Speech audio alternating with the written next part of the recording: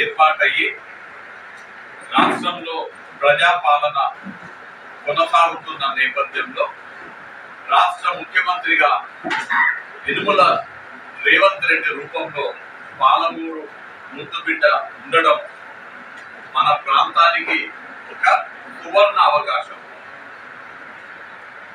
ఈ నేపథ్యంలో రానున్న లోక్సభ ఎన్నికల్లో మన పాలమూరు ముద్దుబిడ్డ రేవంత్ రెడ్డి గారి ముఖ్యమంత్రిగా ఉన్న నేతృత్వంలో మద్దల్ నియోజకవర్గంలో వాకేటి శ్రీహరి గారు శాసనసభ్యులుగా ఉన్నటువంటి తరుణంలో ఎంపీగా ఇక్కడ కాంగ్రెస్ పార్టీ అభ్యర్థి గెలిస్తే ముఖ్యమంత్రి గారి అందతో శ్రీహరి గారి సహకారంతో ఈ యొక్క మద్దల్ నియోజకవర్గ రూపురేఖలు మార్చడానికి నేను పూర్తిగా సహకరించి నేను శ్రీహరి గారు కలిసి ఇద్దరం కలిసి ఈ నియోజకవర్గాన్ని అన్ని విధాలుగా అభివృద్ధి పరుస్తూ ఇక్కడి ప్రజలకు కావాల్సినటువంటి సంక్షేమ పథకాలు అన్ని కూడా అందేటట్టుగా చేస్తాను. నేను మీ ద్వారా మద్దల్ నియోజకవర్గ ప్రజలందరినీ కూడా కాంగ్రెస్ పార్టీ నన్ను మహబూబ్ నగర్ కాంగ్రెస్ పార్టీ ఎంపీ అభ్యర్థిగా ప్రకటించిన నేపథ్యంలో నా గుణగణాలు, నా రాజకీయ ప్రస్థానం, గతంలో శాసనసభ్యునిగా కానీ వివిధ పార్టీ పదవులలో వర్గం పూర్తిగా నిర్లక్ష్యానికి గురైంది.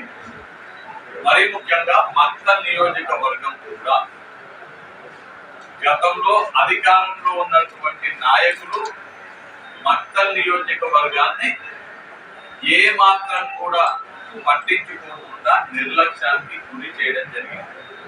ఇవాళ ఈ నియోజకవర్గంలో ఏ అభివృద్ధి పని కనిపించినా అది గతంలో కాంగ్రెస్ పార్టీ అధికారంలో ఉన్నప్పుడు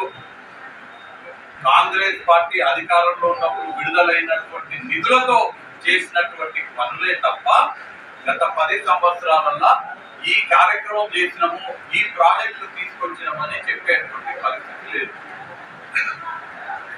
నేను ఇవాళ నాకు ప్రత్యర్థులుగా ఇద్దరు ఉన్నారు. బీఆర్ఎస్ తరఫున ఒక వ్యక్తి పోటీ చేస్తున్నారు, బీజేపీ తరఫున ఒక వ్యక్తి పోటీ చేస్తున్నారు.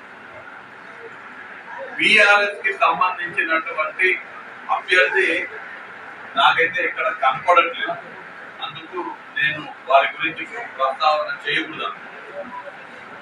కానీ భారతీయ జనతా పార్టీకి సంబంధించినటువంటి ప్రత్యర్థి తాలూకాలు తిరుగుతూ, మండలాలు తిరుగుతూ, ప్రజలని మభ్యపెడుతూ, ప్రజలకి అవాస్తవాలు చెబుతూ, ప్రజలని మళ్ళీ ఒకసారి మోసం చేసే పన్నాగం చేస్తుంది. కాబట్టి స్పందించాల్సినటువంటి బాధ్యత నాపై ఉంటుంది. అన్ని అబద్ధాలు చెబుతూ తన కుటిల రాజకీయాలని మళ్ళీ ఒకసారి ప్రదర్శిస్తున్నారు.